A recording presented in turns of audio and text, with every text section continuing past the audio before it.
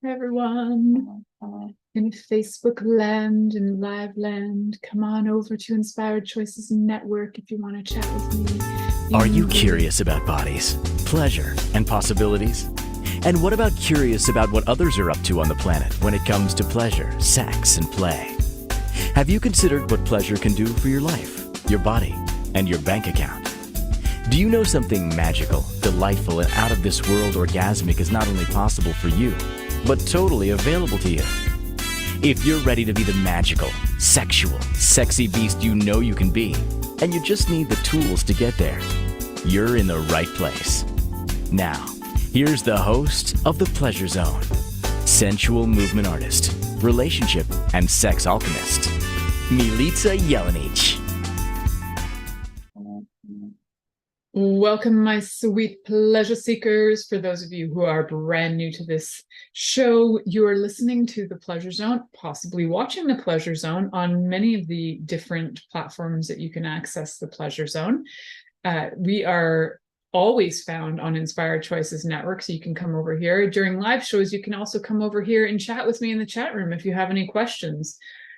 Usually on this show, we talk about all things sex, pleasure, relationship, all kinds of things to do with the history, the sociology, the psychology, moving out of trauma into pleasure. We talk about all sorts of things like that. I also do talk about biology, things like hormones, and today's topic is very biological. We are talking about anatomy and the biology of how these anatomical things occur. What are we talking about? We're talking about hymen variants. I can already hear some of you go, what on earth? How many of you even know what a hymen is? Raise your hands. Okay, I saw 2 of you out of 35,000 raise your hands that you know what a hymen is. Fantastic. I'm speaking to the 2 of you. Maybe I'm speaking to more. There's probably more of you who know what a hymen is, and you probably have heard about hymens because you have only heard about them in reference to virginity. Well, we're going to be talking about them in reference to that and a bunch of other things today. If you have never listened to this show, you're going to find that there are over 400 shows available, I think 500 now, available for you to listen to or watch on many different platforms like Spreaker, Spotify, iHeartRadio, I don't even know, Apple Podcasts, you name it, we're there. And you can also get us on the Inspired Choices Network app, which is a free app you can download on your phone, and you can find us everywhere all the time, anytime. You can find all my episodes there as well. And why have I been doing this show and I have these many shows available is because I love talking about sex. I love talking about bodies. I love doing research on health. I love coaching on health and sex and intimacy and relationships. I am thrilled by it. So one of the things that I actually have been hearing a lot about in social media, even in conversations with Ziva, who is my child, their friends have been talking about these things. They've been having conversations about hymen variants. And probably the reason why I hear a lot of this on TikTok is because I get to be on the TikTok that has a lot of different things about sexuality. I'm on like that sexuality side of TikTok. I'm on the intersex side of TikTok. I'm on the, hey, are you over 50 and think you're a lesbian side of TikTok? I'm on that side of TikTok because I don't know, I guess the algorithms know more about me than I do. So on the side of TikTok that's talking about some of the intersex people that I follow on TikTok. If some of you are wondering what is intersex, I have done shows on that, and I can do some more shows on that because there's always more information coming out about who is under the umbrella, who is under the spectrum of intersex, and it's a very wide spectrum. So we could talk about that. But one of the things that some of the intersex people that I follow have been talking about were their hymens. And I was like, oh, fascinating. Let's hear about hymens. So I wanted to first point out that these hymen variants that I'm talking about are not signs that you are intersex. However, they do sometimes show up in bodies that are intersex. So again, that's not what this show is about. So I'm not going to dive into what is intersex and what is not intersex tonight. But we are going to talk about hymen variants, what they are, what they can do to you. We might even dive into vaginal variants and some uterine variants and some different, anatomical things going on that are variants in generally, I'm going to say generally, XX chromosomal bodies. What does that mean is XX chromosomes are usually the bodies that will appear female at birth. And so female in this case is not the same as that you feel like a girl or you feel like a boy. That's a gender thing, right? So female and male in this case are the sex terms that are given by doctors. When you're born, you are assigned a sex at birth. Assigned female at birth is, if you've been walking around your whole life and people have been identifying you as a girl and you've identified as a girl, the chances are you are and were assigned female at birth. Now, whether you have internal testes or not, that's a whole other variety of things that could fall into the intersex category, and that does happen. Like with androgen and androgen, sorry. There's different insensitivity syndromes that can cause, I think it is androgen insensitivity. Anyway, that can cause some different variants that would have you appear differently than what your chromosomes indicate. So usually XX chromosomes, not always, usually XX chromosomes indicate that you would be AFAB, so assigned female at birth. And that's what we're talking about today, is if you have been assigned female at birth, you may have certain body parts, but you may not. So you may, when you were born, if you were born AFAB, assigned female at birth, the likelihood is you were born with a vagina, and the likelihood is you were born with a hymen in your vagina. However, as we might get to talking about later, you'll find out that not all AFABs, assigned female at birth, are born with a vagina, and not all AFABs are born with a uterus. So that's some other stuff we'll talk about. So what are hymens anyway? So I bet a lot of you who know about what a hymen is, you've heard the term pop the cherry. And popping the cherry is what people used to think, as the terminology was, that you were breaking somebody's hymen. Now, I got to let you know this, it doesn't get broken. It's not like it breaks and falls apart or something, or it's a very flexible tissue. So almost like a rubber band, but not quite. It's stretchy. It has elasticity to it usually. Like what we would say a normal or common hymen has like a flexibility to it, and it can stretch. It can tear, but it's like you don't like break it. It's not broken. It might be torn, and there's usually a flexibility. And the reason why it might tear is that the flexibility of the hymen could just be pushed so far that it just begins to tear.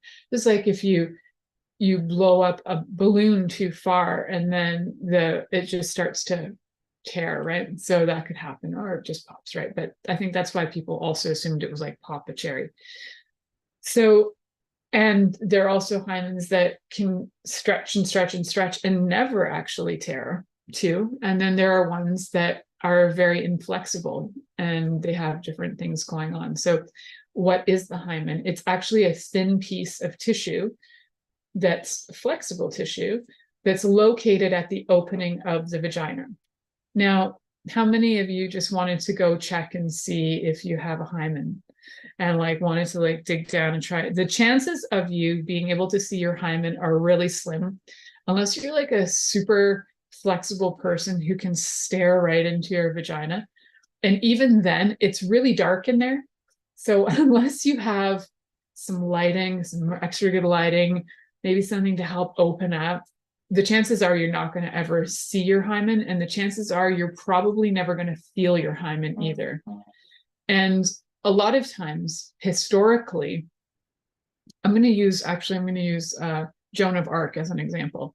So Joan of Arc was one of, if you're not familiar with Joan of Arc was both a martyr, a visionary. She had a vision about fighting in the name of God at the age of 13 or 14. I'm not probably giving the full history here. This is just like a thought that came to mind while I was thinking about hymens. So Joan of Arc, in order for them to believe, for the people in the church to believe Joan of Arc's vision, to actually follow her into battle, you know what made her valid? Her hymen. Yep. So her hymen made her valid. So what they did was, she had her vision. The only way that they knew that Joan of Arc was valid or not was to check and see that her hymen was intact. Well, the thing is, you can actually be born with a not so intact hymen. There's so many hymen variants that it's not always going to be fully intact. But luckily for us, luckily for Joan, her hymen was intact, and therefore she was valid, and her information was valid and obviously came directly from God because she still had a hymen. So apparently, if you don't have a hymen, maybe this is the veil, right? If you still have your hymen, it's the veil that God can speak through you. Don't actually believe that. I think anybody who would like to speak to God can speak to God. So that's not it.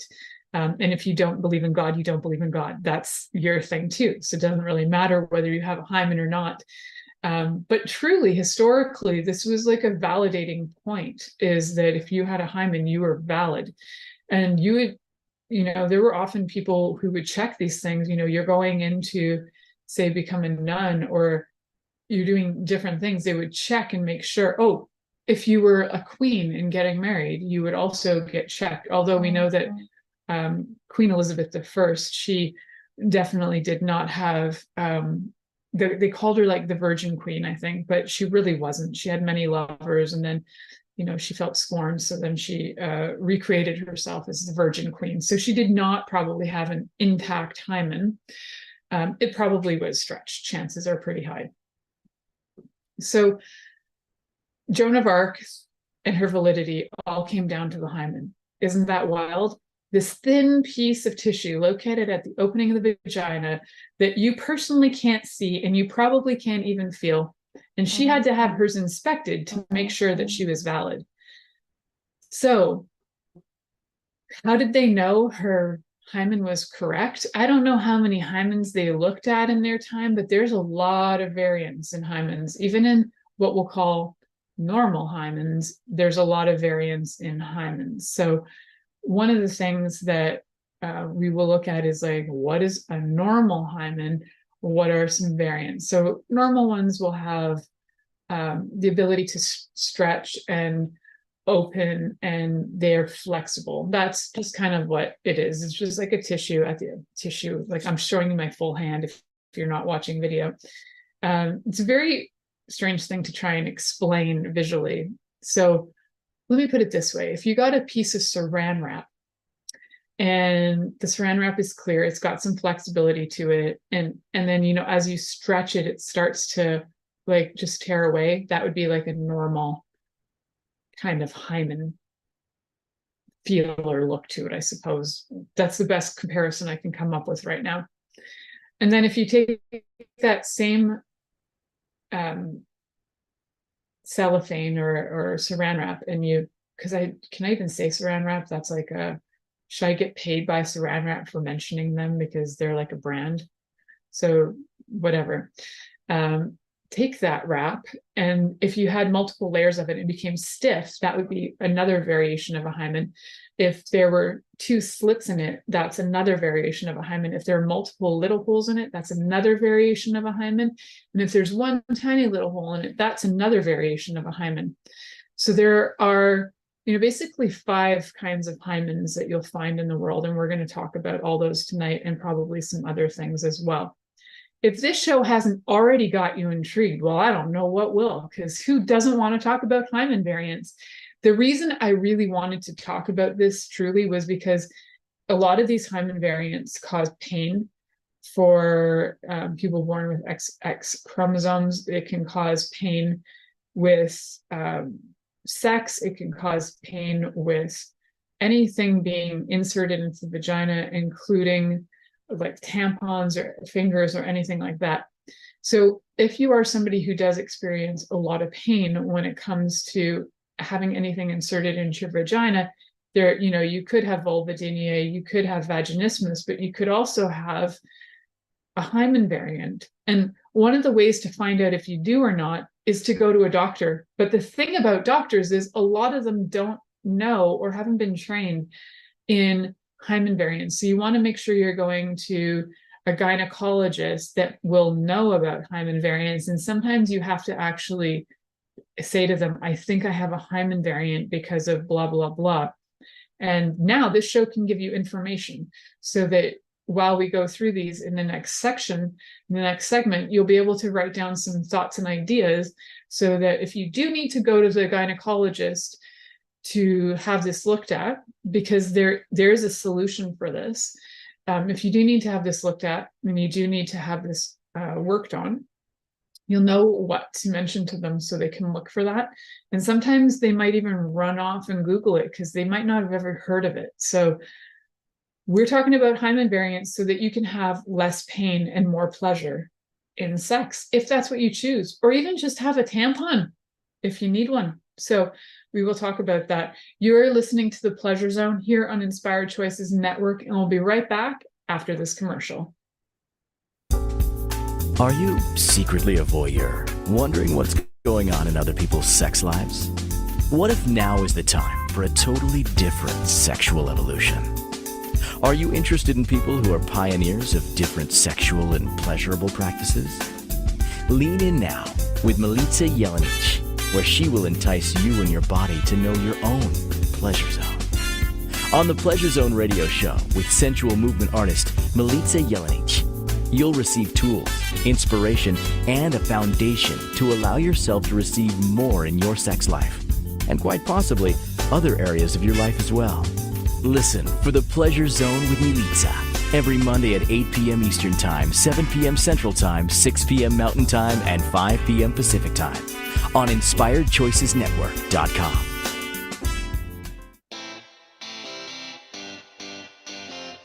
Are you a subject matter expert? Are you here to share your expertise with an audience waiting to hear from you in only the way you can deliver? Are you ready to have your voice amplified across the airwaves? Inspired Choices Network has a global radio platform streaming to millions of people across the world. Professionally produced and supported by an accomplished team every step of the way, you can broadcast from anywhere in the world, knowing your voice matters, and we ensure it is delivered with ease and efficiency. Eager to hear your message, the world awaits. Contact us today to become an Inspired Choices Network radio host. Email becomeahost@inspiredchoicesnetwork.com. This is The Pleasure Zone with sensual movement artist Milica Jelenic. To participate in the program today, join our live studio audience in our chat room at InspiredChoicesNetwork.com. You can also make the choice to ask or comment by email, info@MilicaJelenic.com. Now, back to the program. Welcome back, my sweet, sweet pleasure seekers. So, everybody, we are talking about hymens today, and we're talking about the importance of hymens and how they have played a role historically for Joan of Arc, for those people who have been having to be checked to make sure they were virgins before they got married. And that the role of the hymen has been to make sure you are a virgin, and the value of virginity has lay in this very thin piece of skin, essentially. Like this thin tissue in our body became incredibly significant. It could create divorces if if you were married to somebody and they found out that your hymen wasn't intact and they assumed that that meant that you had already had sex, and that is not what it meant at all. I can't imagine how many women were probably burned at the stake, killed for lying, been told they were adulteresses, all because of the hymen. Ah, the hymen, you have such a bad rap. And there are so many variations in hymens that could also indicate so many other things. And I think the conversation about them has been highly neglected because for so long it's been that secret tissue that just says, you are a virgin.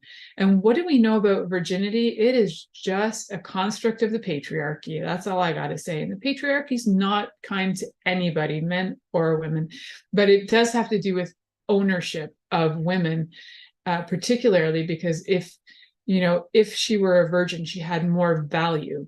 And basically at the time when virginity was highly valued, it was basically valued because you could ensure that any of your offspring were definitely belonging to the person you had sex with because they were a virgin and they were intact before you had sex with them. Then you get married, they're no longer intact, they have your babies guaranteed, they got to be yours. This is kind of like the guarantee that they had in place, right?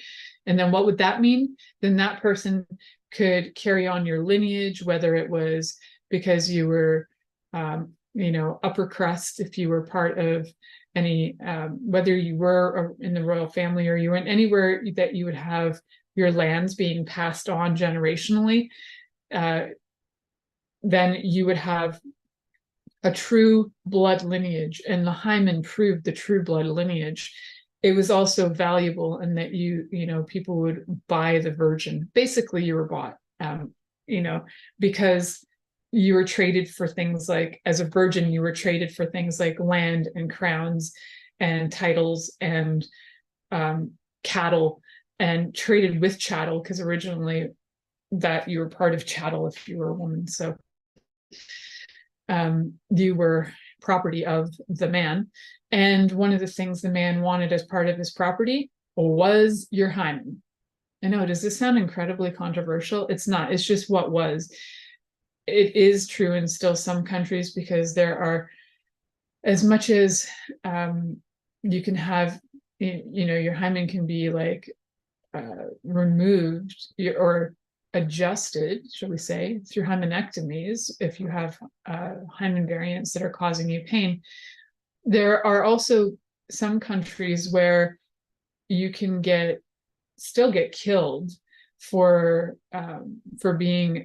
not being a virgin when you get married. So there are doctors specifically working on creating false hymens in certain parts of the world. I'm not going to name them because I don't want to be controversial with those countries and also the belief system. And it does come from generally religious beliefs, and it's true to their beliefs. So what they're doing is they would really like to be, they might have, what they felt was like, they might have felt like they've fallen astray from their religious beliefs, and then they're wanting to come back to it and get married. So they're trying to recreate a hymen, and you can't fake a hymen, but I guess it gives them more sense of security. So you can get, just the same way you can get like a breast implant, you can get the equivalent, which is like a hymen type of implant. So there are surgeries that are being performed. I think they're highly controversial and unnecessary, but it's what's being done, and it probably is saving some people's lives. So that's what that is, the value of this little piece of skin. And we've made it incredibly significant for a very, very long time. Thousands of years, it's been very important to be a virgin. Even if there are countries where there are virgin sacrifices, and guess how they'd find out if you were a virgin? It's your hymen. Your hymen's been incredibly important, if you didn't know that. Historically, throughout all time, if some of you are sitting in your chairs just squirming at the thought of that you would have been, if your hymen was a certain way or not a certain way, you could have been killed for it. I know, it's just wild, right? It's not like if people born with XY chromosomes or visible testicles, we'll say, because you can have XY chromosomes, and it's an intersex character thing where you can be born with XY chromosomes, but actually have external female genitalia and appear quite female. However, you actually have XY chromosomes and internal testicles. That's a whole other story. But in this particular case, born with XY chromosomes, AMAB, assigned male at birth, if you had something going on with your testes, they're not going to say you're not a virgin, right? So there's been a lot of value stuck on this hymen. So we are going to talk more about what are these different hymen variants and what do they look like, and how do you find out you have them is you literally have to go, if you're suspicious that you have them because maybe you have pain with inserting anything into your vagina, then definitely go to a gynecologist and get that checked. So I'm going to name the different hymen variants and then we'll go into some details. So we've got an imperforate hymen. Imperforate meaning that there's no perforations. And so imperforate hymen is one of the conditions. A microperforate hymen is another one. And then we've got, I'm just getting some names on here. So then we've got the microperforate hymen. And then we've got a cibiform hymen. And then we've got a septate hymen. And then we've got the regular normal, we'll call it the normal hymen. So those are our 5 common hymens. Although these are not all that, like when I'm talking about the variants, they're not that common, but these are, if there are going to be variations, these are the variations you're most likely to see. So the first one, being the imperforate hymen, is you're going to probably find, so one of the things to know is these are things that occur at birth, for one. And the research that I got for this is actually on a children's health site for different conditions. So but there's information all over the place on hymen variants if you want to go look it up. It's really common. I just wanted to give you guys the lowdown on the top ones that are out there. So imperforate hymens, it's a condition where the hymen, it fails to open up. And so it completely covers the opening of the vagina. So it's like, kind of like when I was talking about that, the saran wrap, like double layered, kind of thick, that's an imperforate hymen. So there's no perforation in it. Yeah. So in imperforate hymen, sometimes they can see it at birth because if you go to change a diaper, you might notice that. And again, you might not. It's usually diagnosed during puberty because what will happen is that when the vagina is being filled with menstrual blood, it can't exit. So there can be some issues going on. And if the blood can't exit, then the issue comes down to that there can be infections that happen. There might be a lot of excessive urination. There might be some other things that are happening with an imperforate hymen that would make you, first of all, go to the doctor to see what's going on. So you would have indications that would probably make you suspicious if you had an imperforate hymen where there is no opening. And a lot of times this is just, and this is a fair warning to those of you who do go to gynecologists, is that a lot of the people that I've heard talking about their hymen variants have said that because they are quite rare, that doctors will often bring in people to come and look at it. So just a fair warning, like if that makes you feel uncomfortable, you need to let the doctor know in advance. If they find a hymen variation, you're not interested in becoming like a sideshow freak and having everybody in the office come look at your hymen. One of the stories I was listening to on TikTok was from someone who had like their entire life invaded because of their hymen variant, and they had to tell the doctor what it was because the doctor didn't know. And then they had to say to the doctor, I've been researching this and I know I need to have surgery on this. And the doctor's like, oh. And then all these medical students came in to check it out, and nurses, and like the whole friggin' office. At one point, they said there was like 15 people that had come to stare at their hymen, and nobody had asked permission for this. So I think you need to be really clear. And I think doctors need to have way more sensitivity around this. These people are not freak shows. They just need your help, and they don't need to be put on freaking display. So even if you're wowed by this doesn't mean that you get to get like all excited and invite all your friends over for dinner and wine and stare at a person's hymen. All right, so now we're going to move on to the microperforate hymen. So the word micro is small, and perforate is like perforation, a hole, right? So microperforate means that there's a tiny opening, and tiny openings will have a little bit of a different impact on the body. So it's a condition when the hymen has a very small opening, and menstrual blood and vaginal secretions, they can sometimes get out of the vagina with that. But the person who has a microperforate hymen might have difficulty, or they probably have a lot of pain with inserting anything into the vagina. So having vaginal intercourse is probably off the table, and using tampons is probably off the table. And sometimes this will be something that's discovered later on, like in teen years, because teens with microperforate hymens may not realize that they have a small opening until they try and put a tampon in, and then they're like, whoa, that really hurts. So that, the pain is usually an indicator that you probably need to get something checked out. And I have talked about this on this show about vulvodynia as well. So when you do have pain, check it out.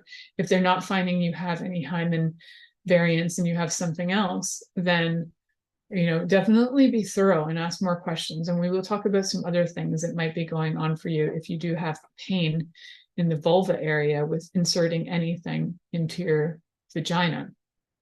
All right, we're going to talk about the other kinds of hymen variants when we come back. You're listening to The Pleasure Zone here on Inspired Choices Network, and we'll be right back after this commercial. Are you secretly a voyeur, wondering what's going on in other people's sex lives? What if now is the time for a totally different sexual evolution? Are you interested in people who are pioneers of different sexual and pleasurable practices? Lean in now with Milica Jelenic, where she will entice you and your body to know your own pleasure zone. On the Pleasure Zone radio show with sensual movement artist Milica Jelenic, you'll receive tools, inspiration, and a foundation to allow yourself to receive more in your sex life, and quite possibly other areas of your life as well. Listen for The Pleasure Zone with Milica every Monday at 8 p.m. Eastern Time, 7 p.m. Central Time, 6 p.m. Mountain Time, and 5 p.m. Pacific Time on InspiredChoicesNetwork.com.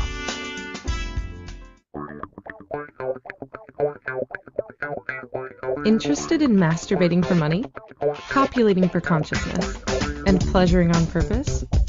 21 Days of Sexual Magicism with sensual movement artist Milica Jelenic is an exploration of tools, processes, and actions that you can use to create more for your life, your body, your money inflows, and so much more.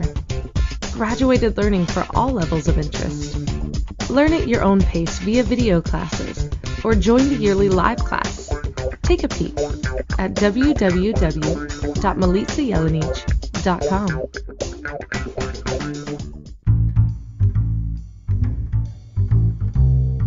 How wonderful would it be to carry your favorite Inspired Choices Network host with you throughout your day? Well, now you can. Inspired Choices Network now has its very own mobile app. Our free app offers live streaming shows, along with thousands of podcasts and TV episodes.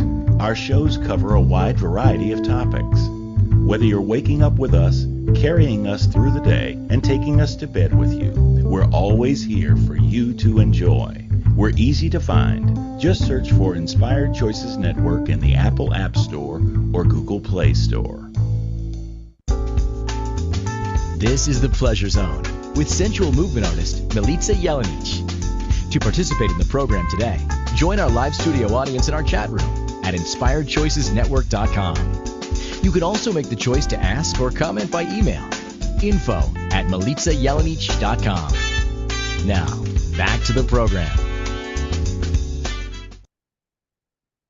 Welcome back, my sweet pleasure seekers. For those of you who are truly seeking pleasure, and you might have had some pain in your life with inserting anything into your vagina, this might be why. It's tonight's show. Is it normal?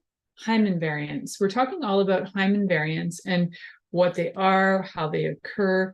For one thing, they occur when you are being formed in utero, and they are basically, they're just part of formation, and they're just variants that can occur during your formation. So I have actually had people complain about pain in their vagina, and we've looked at different things. A lot of women have been told they have vulvodynia, and then they're told, well, vulvodynia, there isn't a lot we can do about it. It's probably trauma-based, and there's a lot of truth in that.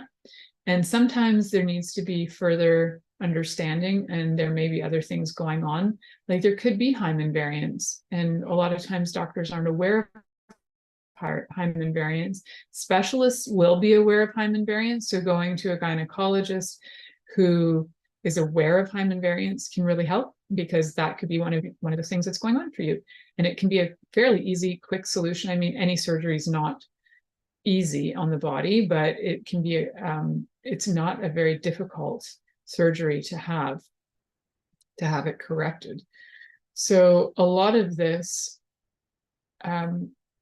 stuff around hymen variants, I think, is just completely neglected, because a lot of the times when it comes to women's health, a lot of stuff is not necessarily known or been investigated. And quite often what happens is it gets brushed aside as, oh, you're just going through menopause or hormonal changes, or oh, you're emotional, like, oh, you just don't like sex. Well, no, sometimes it's actually there's something going on. So the more that we can go to doctors, specialists, anybody who will listen, that understands that maybe it's not, maybe you don't actually have a problem, that you're not psycho. Maybe there's something really going on that can be fixed, right? It's not that it's a problem, but it may feel painful so that it can be resolved. Maybe that's a better word.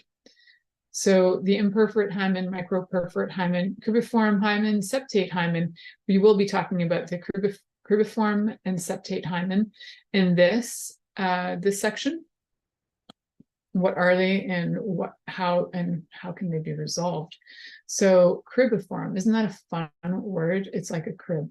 Well, no, it's not. And a cribriform hymen is when the hymen, so you've got that lovely tissue that's been so valuable for so many reasons, says you're a virgin or not, because it talks to people, hello, I am a virgin, and it's got like a voice, and it's got an entity into itself, and it speaks to the wise ones who are checking you. I'm kidding. So the cribriform hymen is a hymen that has several small openings in it. If you can imagine kind of looking at a hymen that looks like a colander, well, that's kind of an exaggeration, but that idea, lots of tiny holes. So if you have that fear of tiny holes being all put together, do not look at a cribriform hymen.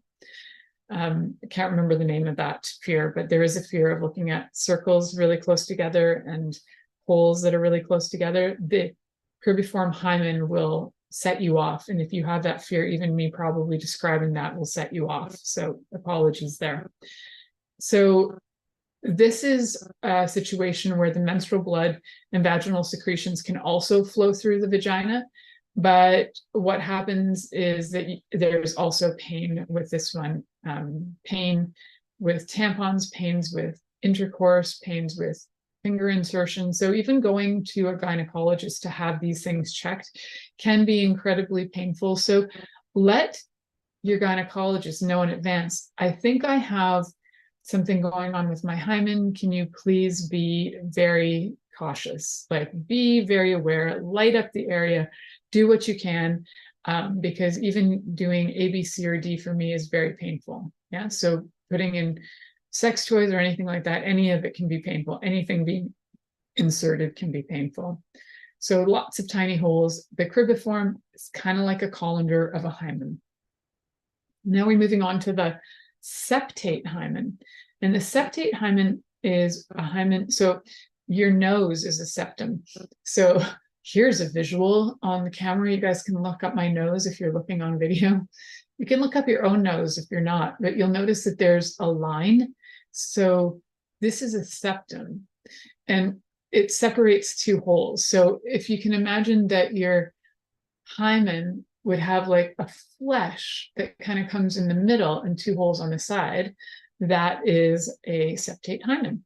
And a septate hymen occurs when this band of extra tissue grows in the middle, and it causes small vaginal openings, generally two small ones, could be more, not like a cribriform with multiple little holes, but it could be like definitely two, instead of one. And the menstrual blood again and the vaginal secretions can flow through, but there's usually a lot of difficulty again with any insertion.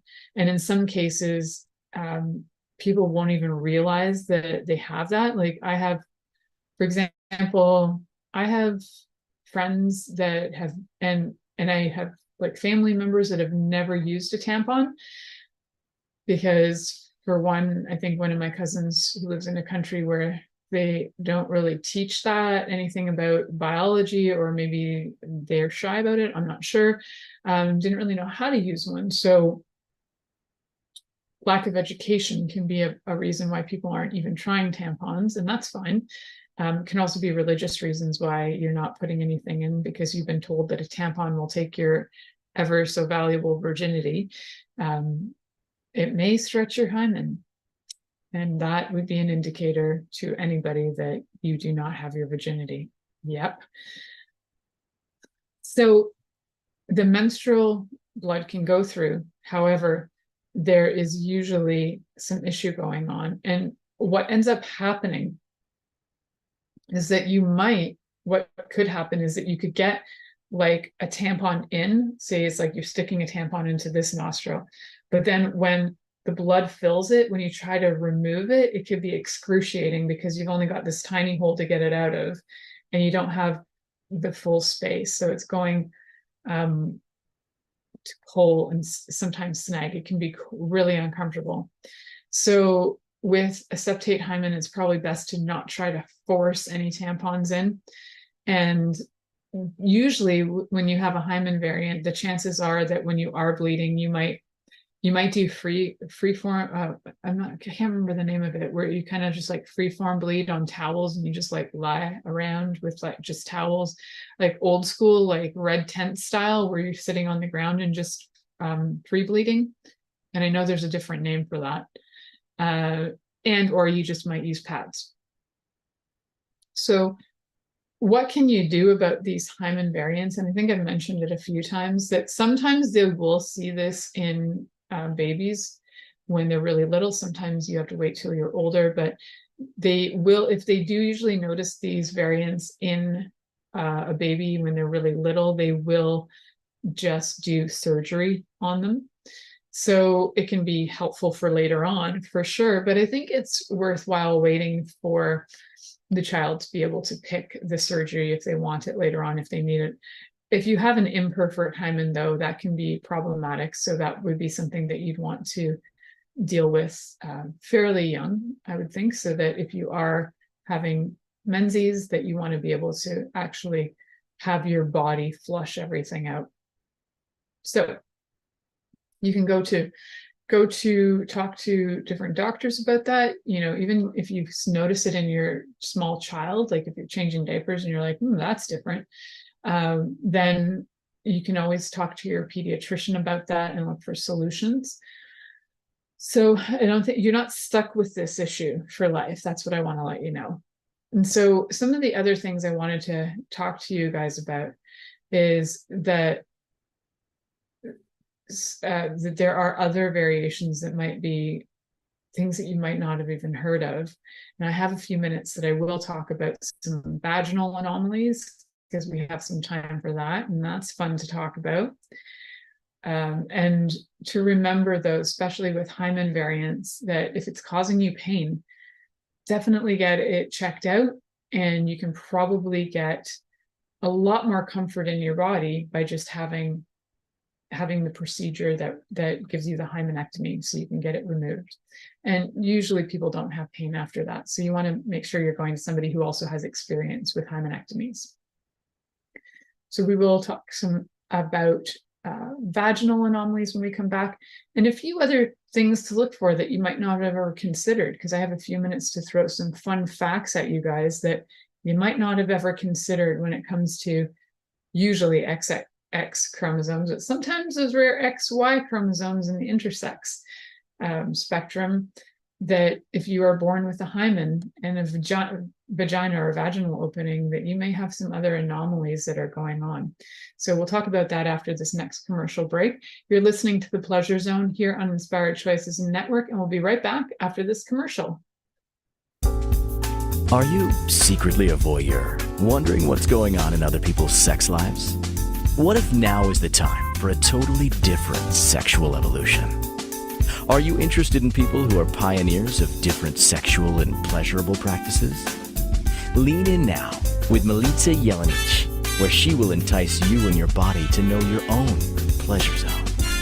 On the Pleasure Zone radio show with sensual movement artist Milica Jelenic, you'll receive tools, inspiration, and a foundation to allow yourself to receive more in your sex life, and quite possibly other areas of your life as well. Listen for The Pleasure Zone with Milica every Monday at 8 p.m. Eastern Time, 7 p.m. Central Time, 6 p.m. Mountain Time, and 5 p.m. Pacific Time on InspiredChoicesNetwork.com. This is The Pleasure Zone with sensual movement artist Milica Jelenic. To participate in the program today, join our live studio audience in our chat room at InspiredChoicesNetwork.com. You can also make the choice to ask or comment by email. info@MilicaJelenic.com. Now, back to the program. Welcome back, my sweet pleasure seekers. Today we've been talking about hymen variants. Is it normal? So first thing I want to tell you guys that all those hymen variants we've been talking about are quite normal. They are not that common, but they are normal. And they're not problematic unless they're causing you pain. So you can always get surgery done on them if they're causing you pain. If they're not, and you're just fine with it, then there's no reason to have surgery if you don't need it. So we're going to talk a little bit about some vaginal anomalies, because I have a few minutes to share some fun insights on this. So first of all, some vaginal anomalies there's different kinds. So we're going to talk about one vaginal anomaly where so what happens when you're in these disorders in general occur before birth. So these are not things where you've had a surgery after you've been born. These are anomalies that occur while you're being formed. And one of the things that can happen is that the vagina can actually connect to different parts of the body. So one of the things that it can do is that you can have an absent vagina or an abnormally formed vagina. And sometimes what happens is that the genital area to the cervix and then to the neck of the uterus is malformed. And then you can also have something where there's like a malformation where the rectum and the anus is imperforate. So if remember what an imperforate vagina, an imperforate hymen is, you can have an imperforate anus, so it doesn't have an opening. So those can be some different variations that can also occur with vaginal abnormality is not a good word. Anomalies, yeah, and variants.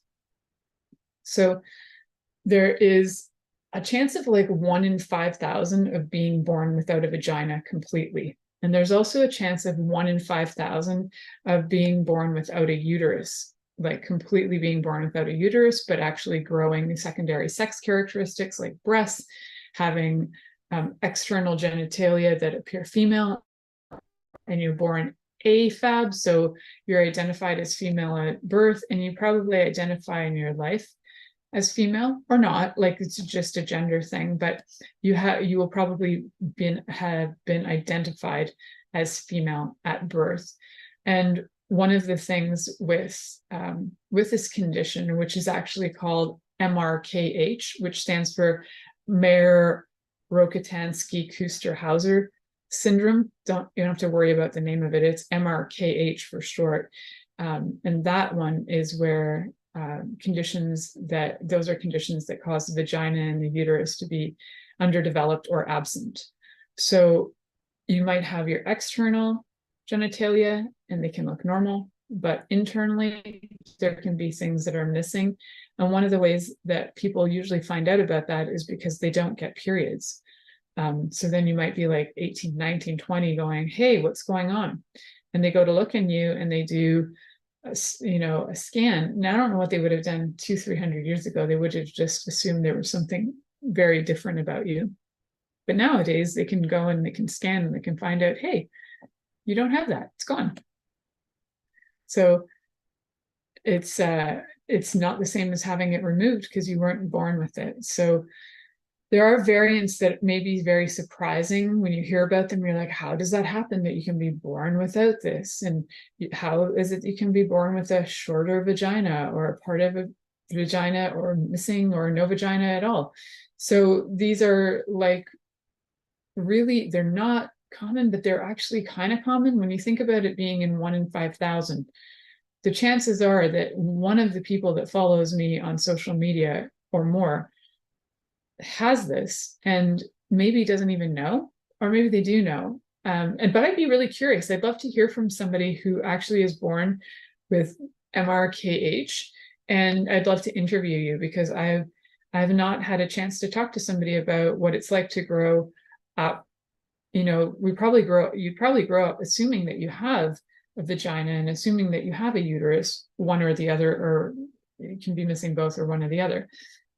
However, if you grew up thinking one thing and then all of a sudden your life changes the day you're like, hey, I have this condition and I don't have a uterus, I'm just curious how you feel, what your life is like, and how it's affected you.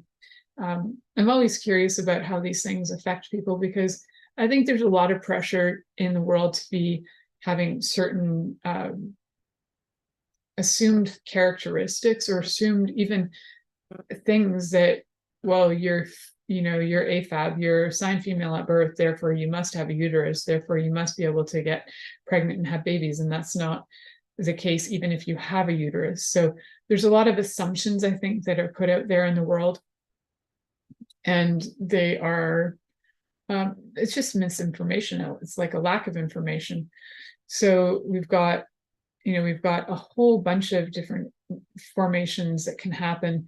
There are formations that can happen that are usually found in XX chromosomal AFAB, assigned female at birth children, where the rectum, vagina, and urethra are all fused together.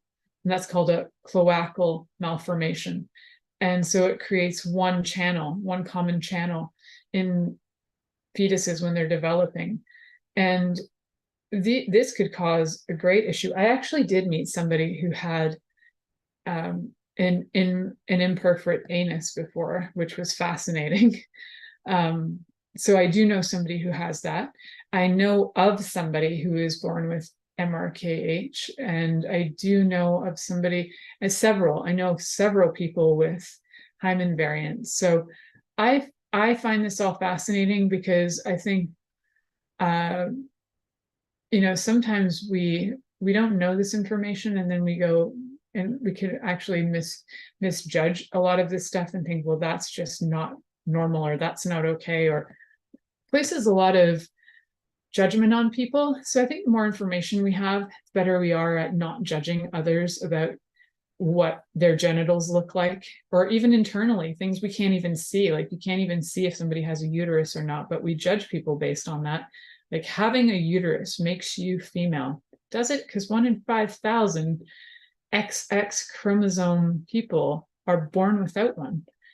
And 1 in 5,000 are born without a vagina. So this begs the question of, like, how do we identify this binary system of male and female? Do we anymore need to do that? Does it matter? It's just a curious question. So we'll be having some more fun about what's Thank you normal for next listening week. to The Pleasure Zone with sensual movement artist Milica Jelenic. The Pleasure Zone returns next Monday at 8 p.m. Eastern, 7 p.m. Central, 6 p.m. Mountain, and 5 p.m. Pacific on InspiredChoicesNetwork.com. We hope you'll join us. Until then, have the best week of your life by choosing to be turned on and tuned in to your body.